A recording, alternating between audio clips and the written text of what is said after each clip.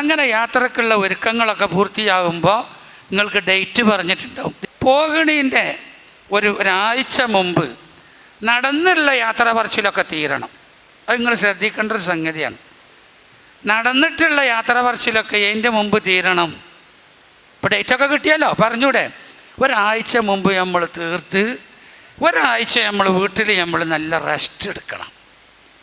ഇത് യാത്രക്ക് വളരെ അനിവാര്യമാണ്. ഇത് 2-ാം തീയതി പോകുക അറിഞ്ഞാണ്ട് 1-ാം തീയതി തുടങ്ങും യാത്ര പറച്ചിൽ. നിങ്ങളെ പറ്റിയല്ല കേട്ടാ. എന്നിട്ട് അവിടെ പോയി അത് തിന്ന് ഇത് തിന്ന് അപ്പൂക്കിനൊരു പായസം കുടിച്ച് ഷുഗർ കൂടി പ്രമേയം കൂടി പ്രഷർ കൂടി ഒക്കെ കൂടി ആകെ ബെരകിയിട്ട് പോകുമ്പോൾ മക്കളും കുട്ടികളും ഒക്കെ ഇനി വാപ്പ വരൂല എന്നുള്ള കേൾക്കാറ് യാത്ര ആക്കല്.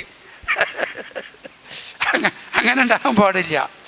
നമ്മളെ വിഷയത്തെക്കുറിച്ചൊരു ധാരണ നമ്മൾ അപ്പോൾ ഡേറ്റ് കിട്ടാത്തോൽക്കും എന്ത് ചെയ്യുക, ഞാൻ കൊടുത്തിട്ടുണ്ട്, ചിലപ്പം അടുത്ത ദിവസം കിട്ടിക്കൂടായില്ല, കിട്ടിയാൽ അവിടെ പോകൂട്ടാ, പിന്നെ ഇനി വന്ന് പറയാൻ കയ്യിലുണ്ടാവില്ല.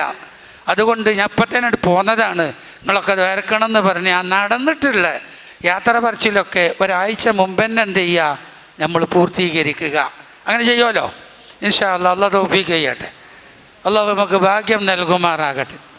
എന്നിട്ട് പിന്നെ നമ്മളൊരാഴ്ച നമ്മൾ ശാരീരികമായി നഖം മുറിക്കുക, അതുപോലെ തന്നെ മുടികളൊക്കെ ചെറുതാക്കുക. സ്ത്രീകളല്ല കേട്ടോ, അത് അതെ സ്ത്രീകൾ ചെയ്താൽ ഹജ്ജിന് പോകുകാർ മുടിയൊക്കെ കൂടി വടിച്ചിക്കാണ്ട് പോകണ്ട.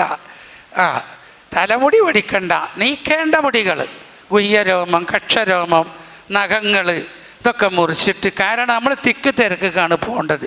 ആ തിക്ക് തിരക്കിലേക്ക് നമ്മൾ പോകുമ്പോൾ നമ്മളെ നഖം കൊണ്ടൊക്കെ എവിടെയെങ്കിലും ഒന്ന് കോറിയാൽ, ആളുകളെ മേത്ത് വേദനിച്ചാൽ അതൊക്കെ വലിയ ലയനത്തായി മാറും.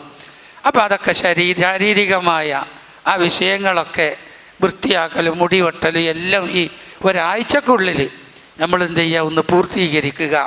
ഇതൊക്കെയാണ് നമ്മൾ ചെയ്യേണ്ടത്.